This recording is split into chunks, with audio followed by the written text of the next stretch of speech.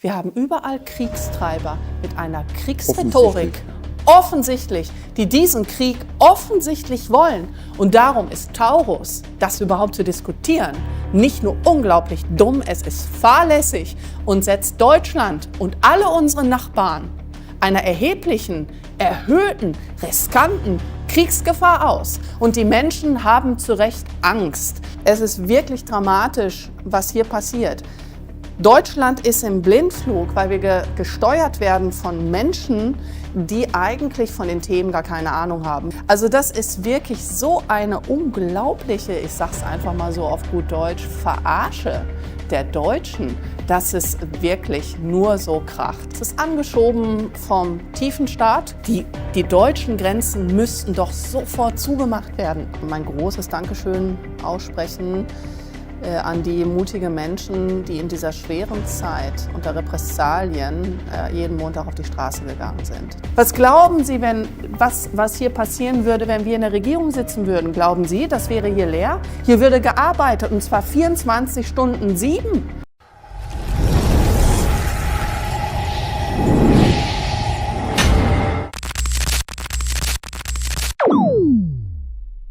Hey Leute, schön, dass ihr wieder dabei seid. Heute geht es um ein brisantes Thema. Alice Weidel im Interview.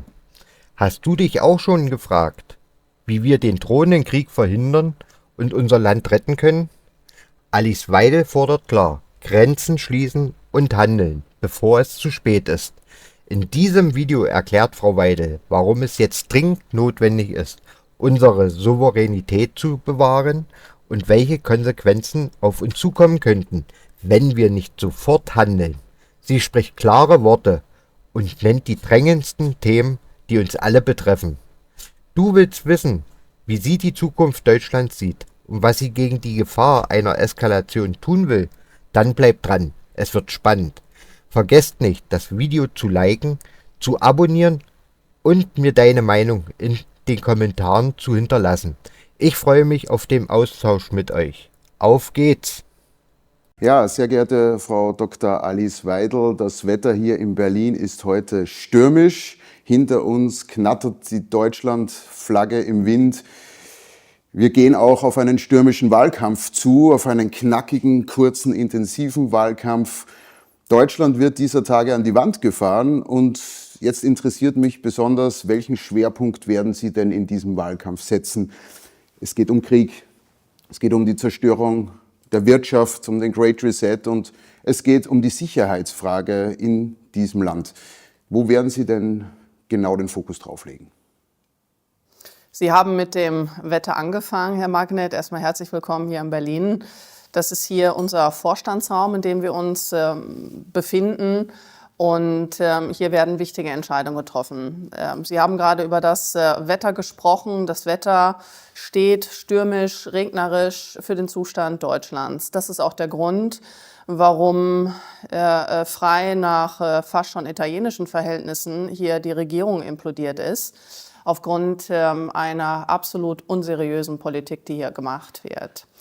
Wir haben Neuwahlen. Der Kanzler wird die Vertrauensfrage stellen vor Weihnachten am 16. Dezember. Und dann gehen wir hoffentlich in Neuwahlen am 23. Februar.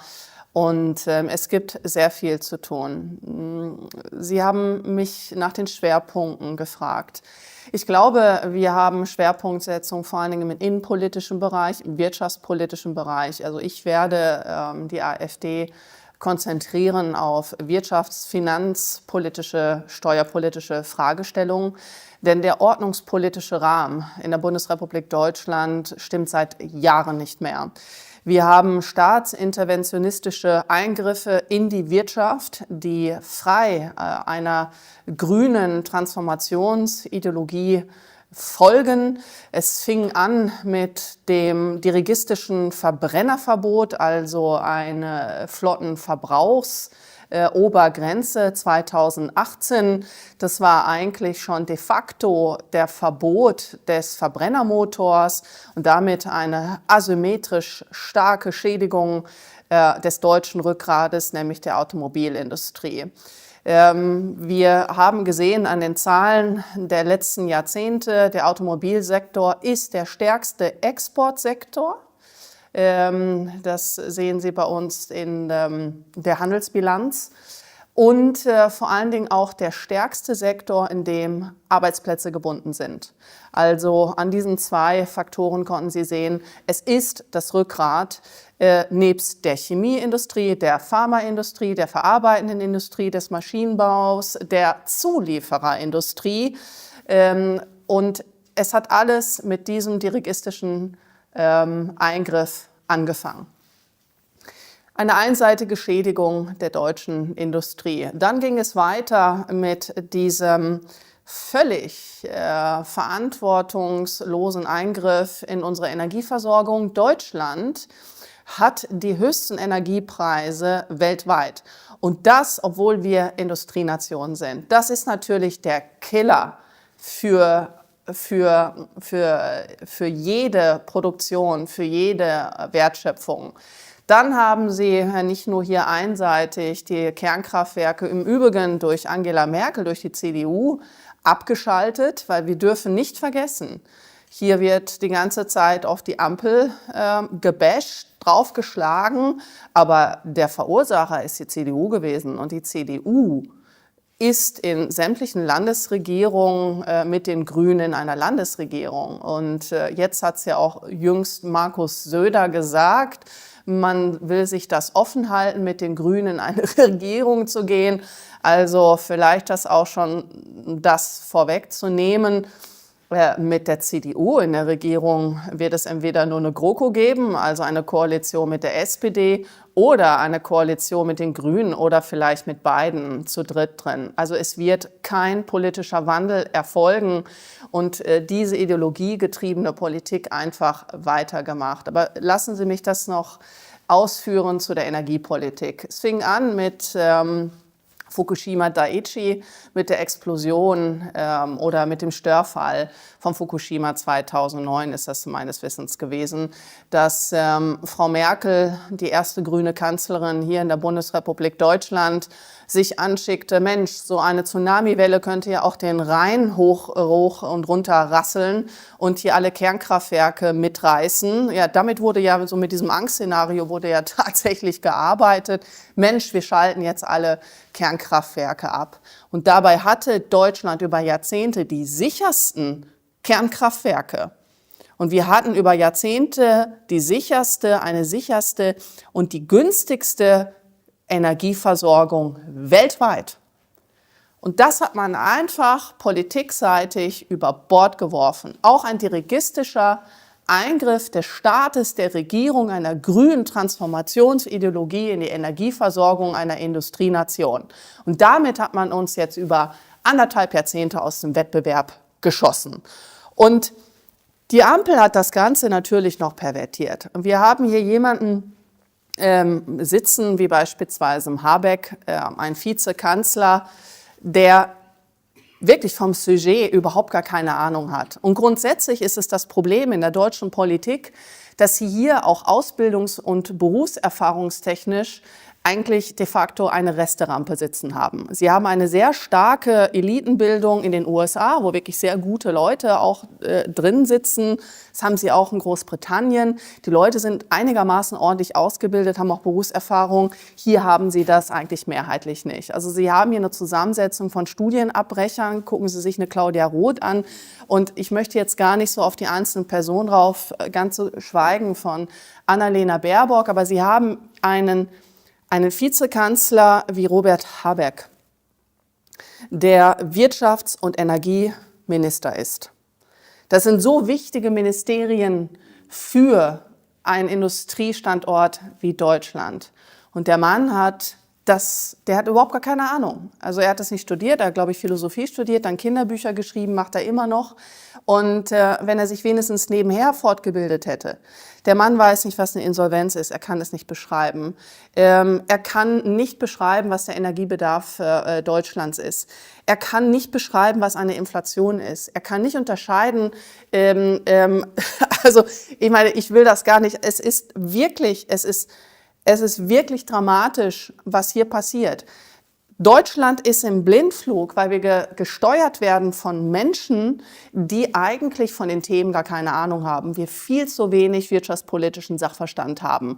Und wir müssen zurück zu Wettbewerb.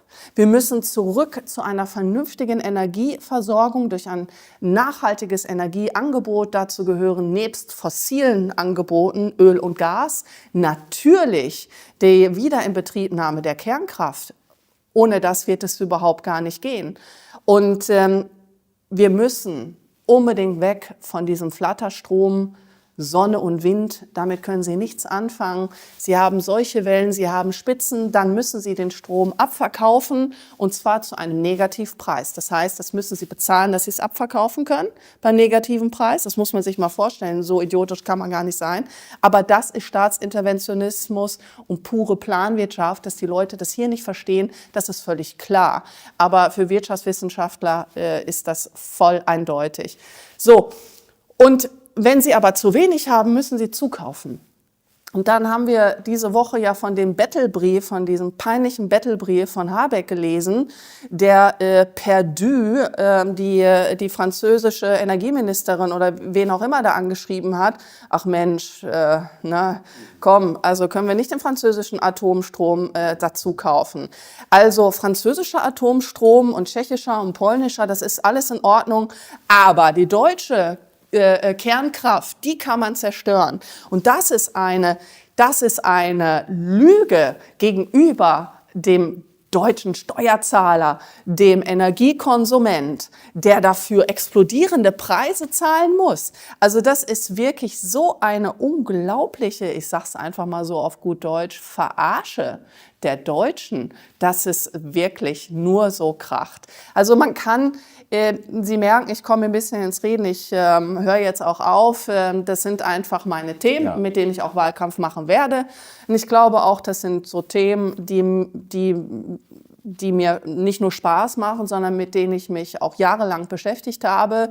Und insgesamt stimmt der ordnungspolitische Rahmen nicht. Und da habe ich noch gar nicht über Steuern, ich habe noch nicht über Abgaben gesprochen, ich habe noch nicht über unser Bildungsniveau gesprochen, über das Humankapital, das hier nicht mehr ausgebildet wird, weil hier nur noch dumm rumgegendert wird und die Kinder, Jugendliche und Berufsanfänger einfach keine vernünftige Ausbildung mehr erfahren. Darüber haben wir noch gar nicht gesprochen. Darüber werden wir vielleicht heute auch noch sprechen, aber man hat jetzt gemerkt, aus Ihnen spricht die Fachfrau, die Expertin für Wirtschaft. Sie waren ja im Gegensatz zu den meisten anderen Politikern schon mal in der Wirtschaft und sind dann in die Politik gegangen. Und wenn wir aber jetzt so über Wirtschaft sprechen, dann macht das vielleicht den Eindruck, das betrifft die Unternehmer, das betrifft das Kernklientel der CDU, aber damit sprechen Sie ja auch ein Thema an, was für ehemalige SPD-Wähler ganz interessant ist, denn an den Insolvenzen in Deutschland werden für dieses Jahr rund 20.000 Insolvenzen erwartet. Das ist ein Rekordwert und daran hängen ja ganz, ganz viele Arbeitsplätze. Man spricht von Millionen Arbeitslosen in den nächsten Jahren durch diese komplett verfehlte Politik auf der einen Seite, aber auch die technische Entwicklung, Stichwort künstliche Intelligenz und so weiter. Hier wird ein Weg eingeschlagen, wo es Antworten benötigt und die SPD gibt diese Antworten nicht. Sie haben diese Gender-Sternchen angesprochen oder in der Migrationsfrage oder in vielen anderen Punkten. Dort wird der Fokus hingelegt. Was sagen Sie denn den Menschen, die Angst um ihren Arbeitsplatz in Deutschland haben oder ihn vielleicht schon in diesem Jahr verloren haben? Die Menschen haben Recht in ihrer Angst. Die Angst ist komplett begründet. Denn das, was ich eben gerade beschrieben habe, das ist ein Blindflug. Wir haben überhaupt gar keine Lösungsansätze und vor allen Dingen auch von der CDU nicht. Also selbst von den Ampelparteien nicht, da rechne ich also alle mit rein, aber auch die CDU. Wo sind denn hier die Lösungsansätze? Wir haben überhaupt gar keinen roten Faden mehr. Das ist es ja gerade. Und was hier gerade passiert, hier ist arg etwas ins Rutschen geraten und hier wird auch durch Zeitungen, durch Wirtschaftsblätter, wird die Deindustrialisierung irgendwie in die Zukunft geschrieben. Es ist falsch. Wir sind mitten in der Deindustrialisierung, die angefangen hat, das können Sie an den Zahlen sehen, 2018, eben angesprochen, mit dieser Verbrennerverbrauchsflottenregelung, die eigentlich den Verbrenner Motor mit verhindert. So, und da ging es dann einfach steil runter. Wir sind mitten in einer Phase der Deindustrialisierung. Es kann hier nichts mehr wettbewerbsfähig produziert werden, weil die Deutschen zu teuer geworden sind international. Und wir haben nun mal gerade die energieintensiven Sektoren, Automobil, Chemie, verarbeitendes Gewerbe. Wir haben überall Energie in der Wertschöpfungskette. Das ist ja auch das, was die hier nicht kapieren. Ich meine, wir haben da hinten das Kanzleramt, hier haben wir den Bundestag, darum zeige ich da jetzt so auch drauf. Sie müssen sich die Wertschöpfungskette so vorstellen. Sie haben immer einen Produktionsschritt. So. In jedem Produktionsschritt steckt Energie drin. Das heißt, wenn Sie die höchsten Energiepreise haben, dann kumuliert das. So. Dann haben Sie aber auch noch mal obendrauf Energiesteuern. So, also auch maximal bepreist vom Staat. Und dann haben Sie auch noch dieses Ding, voll verfassungswidrig, frei erfunden, CO2-Abgabe für deutsche Unternehmen. So, das haben die anderen ja überhaupt gar nicht. Das kommt auch noch mal in jedem Produktionsschritt mit dazu. Das heißt, Sie haben nicht so eine Kurve, sondern Sie haben dann so eine Kurve letztendlich teilweise noch exponentiell in den Kosten. Damit schießen Sie alle Unternehmen aus dem Markt raus, weil sie nicht mehr konkurrenzfähig sind. Und auf der anderen Seite, wie sieht es hier mit der Nachfrage aus? Sie haben es gerade angesprochen in Ihrer Frage. Wie sieht es mit den Menschen aus? Die Menschen leiden unter einem sogenannten realen Kaufkraftverlust. Sie haben keine Kaufkraft mehr. Sie merken, dass ihr Geld immer weniger wert ist, was sie verdienen. Die Preise steigen, es ist das, was Habeck nicht kapiert, was niemand hier kapiert.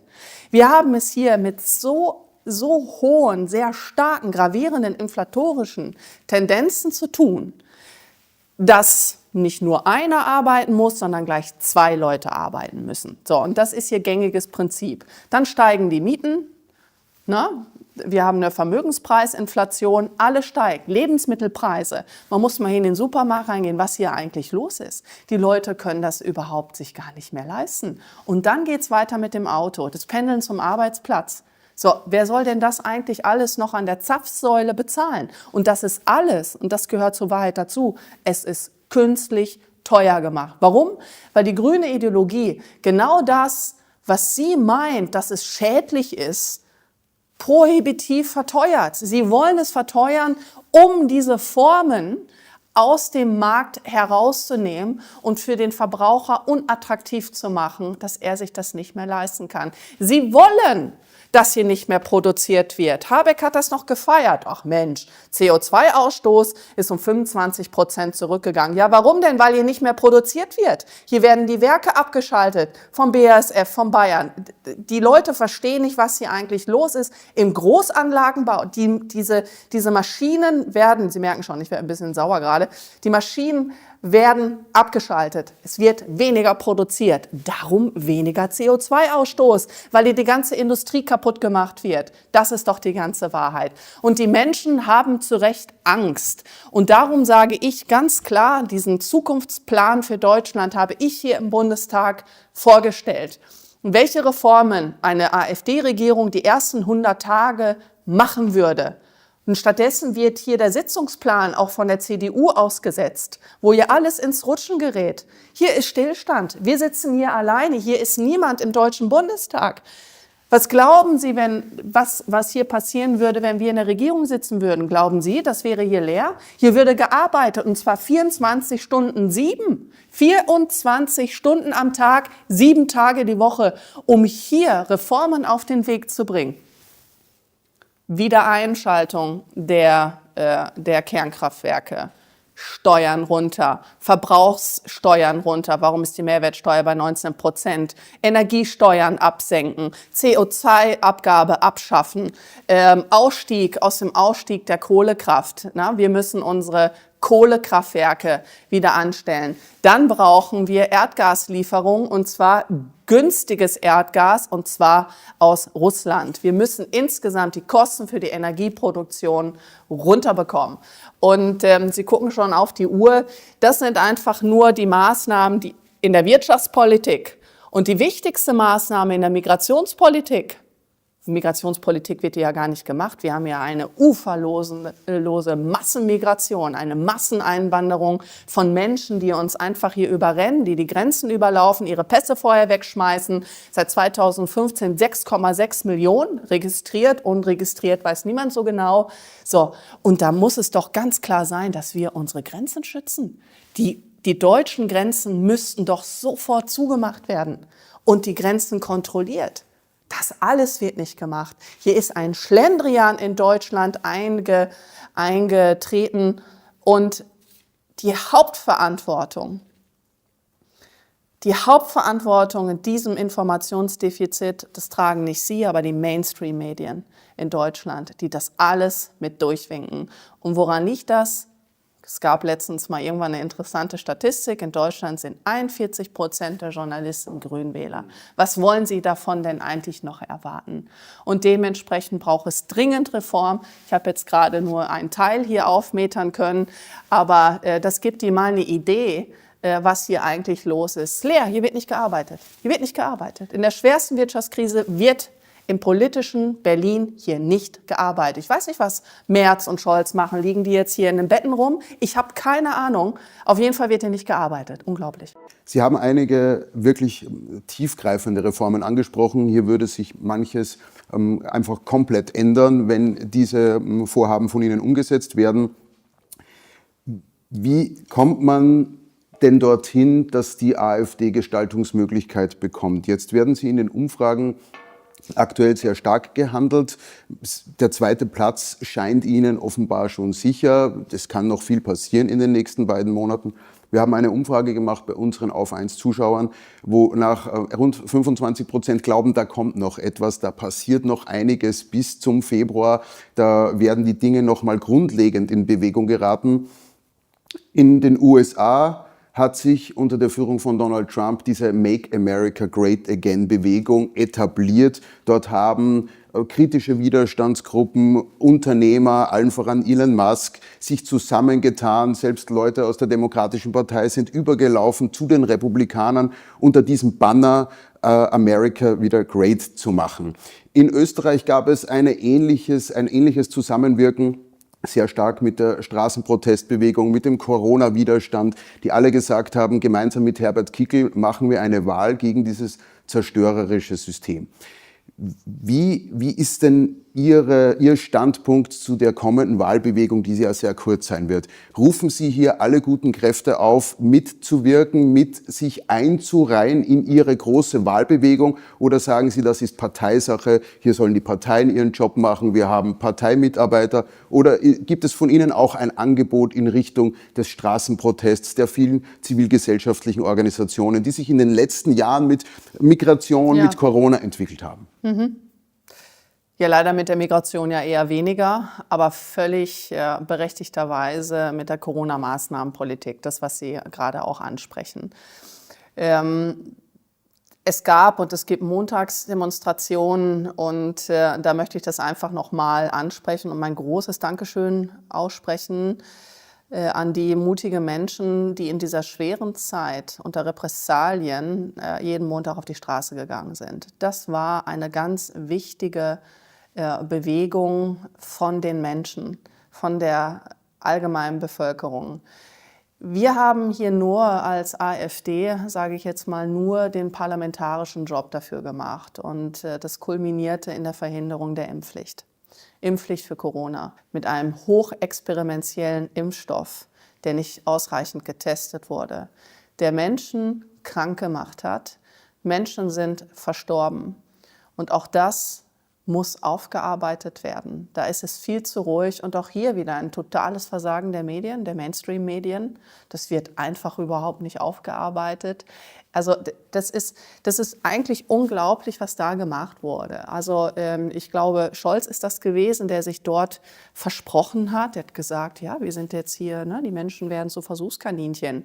Und dann kommt dann irgendwie so ein Impfstoff, der teilweise auch verdreckt gewesen ist. Ne? Also da waren ja Tranchen, die nicht rein gewesen sind. Und da sind reihenweise Menschen auch an Thrombosen gestorben. Und haben jetzt ein überschießendes Immunsystem immer noch, weil der Körper diese Spike Spike-Proteine produziert und sie eigentlich ein überschießendes Immunsystem haben, was zu einer Art Mastzellenaktivierungssyndrom führt. Also sie haben Gürtelrosen, plötzlich auch Diabetes-Entstehungsgeschichten, weil der Körper das Immunsystem damit überhaupt gar nicht umgeht, dass dauerhaft irgendwelche Spike-Proteine, also Entzündungsreaktionen, dort produziert werden. Da kann ich wirklich nur empfehlen, sich mit den Werken und auch mit den Ausführungen von dem Dr. Michael Nehls zu beschäftigen. Der hat das ausgiebig gemacht, was im Körper eigentlich mit dieser Spike-Proteinproduktion passiert. Aber lassen Sie mich einfach noch mal sagen, was in den nächsten 2 Monaten passiert. Ich glaube, dass ab Januar auf die AfD draufgegangen wird, medial. Sie haben diese ganz große Korrektivaffäre gehabt, Anfang des Jahres, was sich als Lüge herausgestellt hat. Es werden Dinge erfunden, es werden Lügen verbreitet über unsere Partei. Und es werden, und damit rechne ich fest, es werden auch hässliche Lügen versucht über mich als Person, dass man die verbreitet und unter die Leute bringt, um mich als Kandidatin zu schädigen. Das ist ein gängiges Verfahren. Ich kann mich noch daran erinnern, wir hatten letzten Dezember hatten wir auch, genau, vor einem Jahr hatten wir dieses Interview gehabt und lustigerweise hatte ich da am Bauchgefühl auch schon so, da kommt was. Das waren ein paar Tage und plötzlich wurde mir ein Plagiat in meiner Doktorarbeit irgendwie vorgeworfen.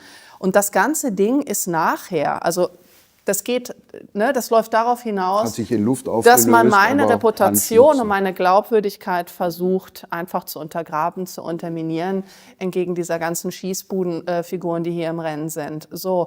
Und das Ganze ist natürlich zusammengebrochen. Es waren letztendlich ja auch noch nicht mal Zitierfehler. So. Aber ich weiß nicht, was im Januar und Februar kommt. Das wird versucht. Ich sehe dem wirklich gelassen entgegen, weil es einfach Lügen sein werden. Weil Milei, der argentinische Präsident, der hat sich durchleuchten lassen über einen Privatdetektiv, was man eigentlich so bei ihm finden könnte. Da war nichts, er hatte keine Leichen im Keller, aber er wurde komplett paranoid.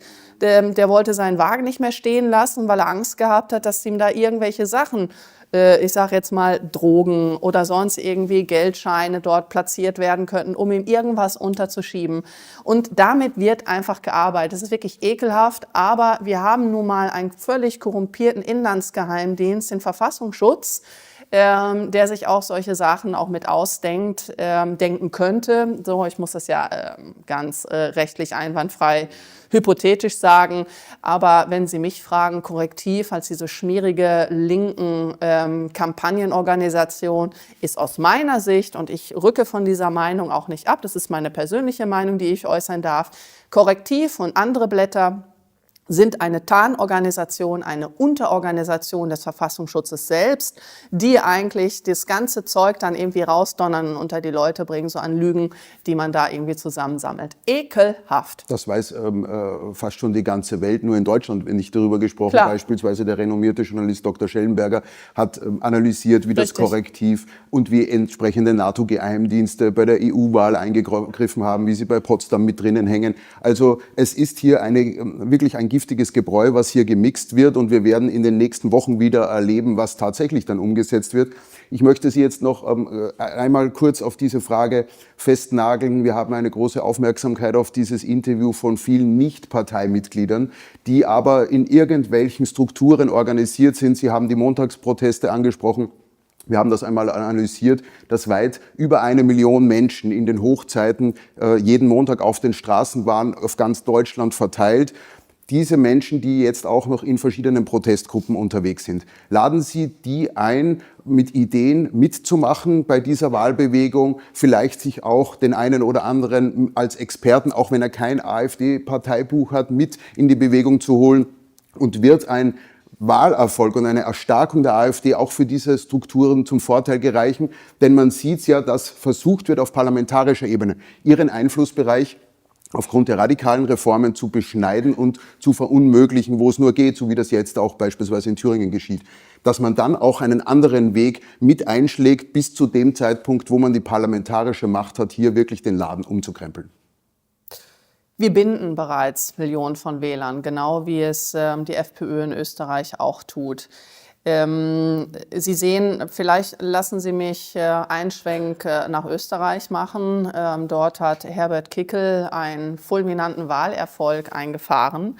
Und die FPÖ ist stärkste Kraft geworden und wird außen vor gehalten, weil man irgendwie gerne mit Wahlverlierern jetzt Koalition schmieden will.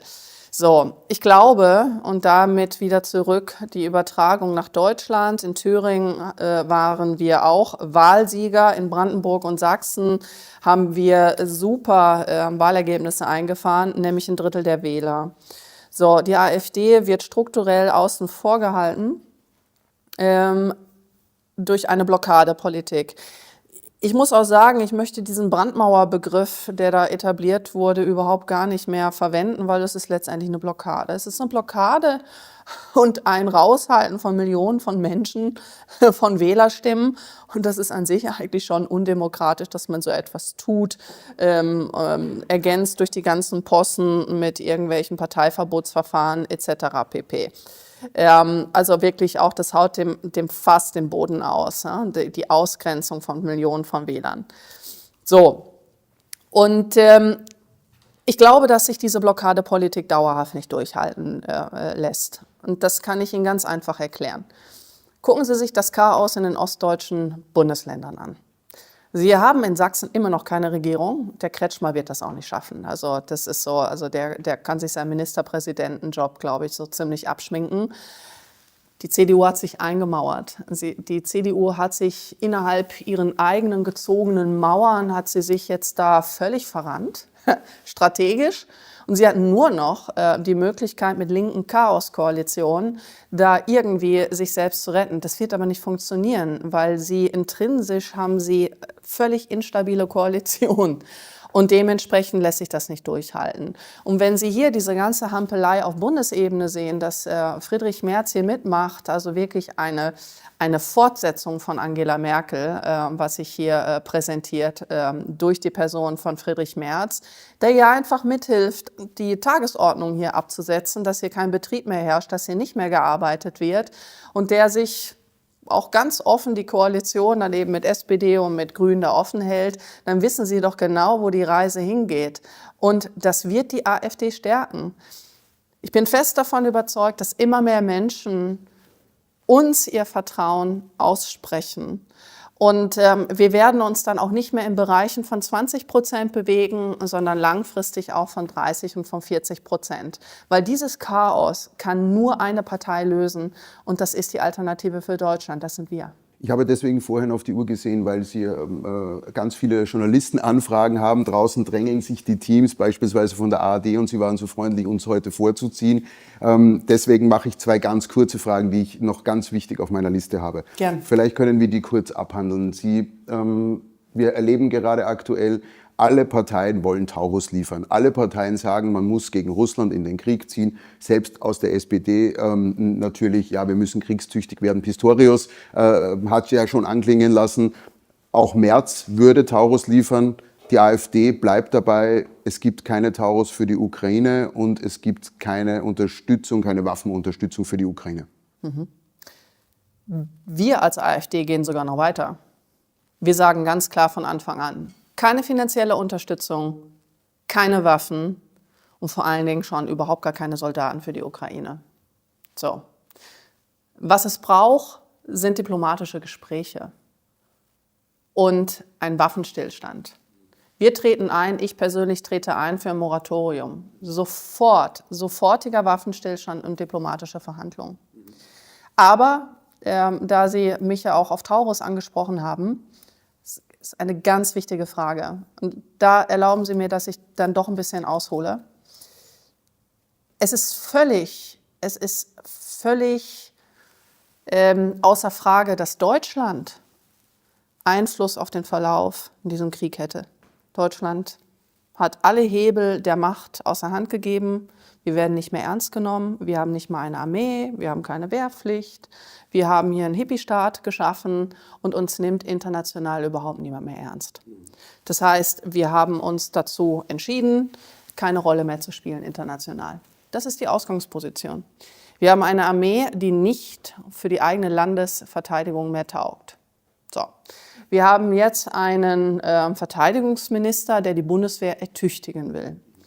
Das wird dann so ein bisschen gemacht, aber wir haben in der Bundeswehr einen Investitionsstau. So, und der ist angewachsen über Jahrzehnte, weil es den Deutschen, vor allen Dingen den Verteidigungsministerinnen und Ministern, an Sachverstand gefehlt hat. Die Bundeswehr wurde kaputt gespart und dementsprechend sind wir völlig aus dem Spiel militärisch. Uns ist auch als Deutsche, uns ist der militärische Sachverstand verloren gegangen. Und da komme ich nämlich auch gleich zu Taurus. Uns fehlt die strategische, militärische Tiefe, weil die Menschen nicht mehr ausgebildet sind.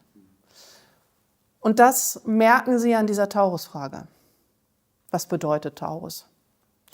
Taurus bedeutet, dass die Ukraine mit deutscher Militärtechnik, mit einer deutschen Rakete, einem deutschen Personal, das ist ja nicht damit getan, dass man einfach so eine Rakete abfeuert, sondern sie muss bedient werden und programmiert werden. Das heißt, es braucht deutsche Soldaten in der Ukraine, die dieses Ding abfeuern. Und Taurus hat bisher von den Mittelstreckenraketen, die dort freigegeben wurden, die längste Reichweite, 500 Kilometer. Gerade ist die Rede, seit Anfang der letzten Woche wurde ATACMS freigegeben. Joe Biden hat sich gedacht, so jetzt in der Hochphase der Demenz und des fehlenden Urteilsvermögens, das muss man ganz klar sagen, drücke ich auf den Knopf und liefere jetzt noch die ATACMS-Raketen, um russisches Gebiet zu beschießen. Selbstmörderisch ist das. Also eigentlich müssen die Amerikaner jetzt alles tun, den Biden so schnell wie möglich weg vom Knopf zu kriegen. Es muss eigentlich ein Amtsenthebungsverfahren gegen diesen renitenten Präsidenten, der ja abtreten muss, angestoßen werden. Und ich wünsche mir, dass so schnell wie möglich Donald Trump dort in die Entscheidung kommt, das ganze Ding so schnell wie möglich zu stoppen und rückgängig zu machen. Aber jetzt Taurus. Taurus hat 200 Kilometer mehr Reichweite als die ATACMS. Und wir entscheiden nur nicht mal über Krieg und Frieden. Das machen die Russen zusammen mit den US-Amerikanern. Taurus würde Folgendes für die Deutschen bedeuten. Die Deutschen würden sich zwischen die Fronten sofort schieben mit Taurus. Und zwar, dass die erste russische Rakete, weil die werden sich das nicht bieten lassen, warum denn auch? Warum sollten sich die Russen der Gefahr hingeben, dass eine deutsche Rakete die russische Hauptstadt Moskau erreicht? Sie werden präventiv handeln. Und da wird die erste Rakete möglicherweise nicht in Kiew landen, sondern in Berlin. Und darüber müssen sich diese kriegsbesoffenen Entscheidungsträger hier, die überhaupt gar keine Ahnung haben, in was für eine Gefahr sie dieses Land begeben, müssen sich daran messen lassen. Und darum ist Taurus, das überhaupt zu diskutieren, nicht nur unglaublich dumm, es ist fahrlässig und setzt Deutschland und alle unsere Nachbarn einer erheblichen, erhöhten, riskanten Kriegsgefahr aus. Und noch eins. Es wird immer der Erste Weltkrieg angeführt, das mache ich auch selbst. Die Schlafwandler. Ne? Man ist 1914 in diesen Krieg hineingeschlafwandelt. Die Situation heute lässt sich gar nicht damit vergleichen. Wissen Sie warum? Wir schlafwandeln nicht da rein. Wir haben überall Kriegstreiber mit einer Kriegsrhetorik. Offensichtlich, die diesen Krieg offensichtlich wollen. Das hatten wir 1914 nicht. Der Wilhelm II., der hat dann ganz zum Schluss noch gesagt, oh, echt? Also, das ist aber jetzt ein bisschen doof. Können wir das jetzt nicht stoppen? So, heute sind wir nur noch hier in der Kriegsvorwärtsbewegung von allen Entscheidungsträgern. Und da muss ich auch wirklich Donald Trump im Wahlkampf, den Wahlkampf, den er gemacht hat, wirklich danken. Und ich glaube auch, dass er deshalb fast bei einem Attentat umgekommen wäre. weil er ganz klar gesagt hat, ich möchte Frieden in diesem Laden haben. Ich möchte eine Friedenslösung, ich möchte eine Lösung für die Ukraine haben, mit Russland zusammen. Er war der Einzige und darum musste er auch fast sein Leben lassen.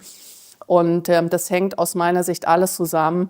Und Taurus ist das Dümmste und das Fahrlässigste sich vorstellen kann. Und Friedrich Merz, die CDU, ist ein Scharfmacher. Wenn der hier an den Hebel kommt, dann müssen wir uns die Frage stellen, was das bedeutet. Friedrich Merz steht für Krieg und steht für Taurus.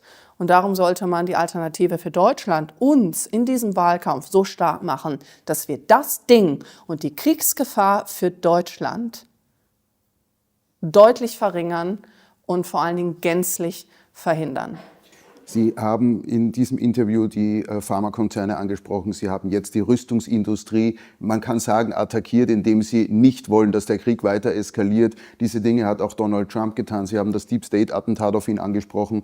In Deutschland droht der AfD ganz offen. Viele Politiker, exakt 113 Abgeordnete, machen sich für ein Verbotsverfahren gegen die AfD stark. Gerade am gestrigen Tag habe ich gesehen, dass 17 Verfassungsrechtler sich jetzt ungefragt zu Wort gemeldet haben und eine rechtswissenschaftliche Stellungnahme im Bundestag eingereicht haben, wo sie davon ausgehen, dass ein Verbotsverfahren Erfolg haben könnte.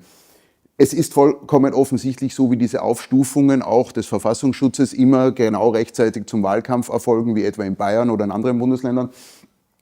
Aber haben Sie als Spitzenkandidatin der AfD Angst vor einem solchen Verbotsverfahren oder perlt das an Ihnen ab? Das ist meine letzte Frage für heute. Das Parteiverbotsverfahren, was hier angestoßen wird durch die anderen Parteien, dient nur einem Zweck: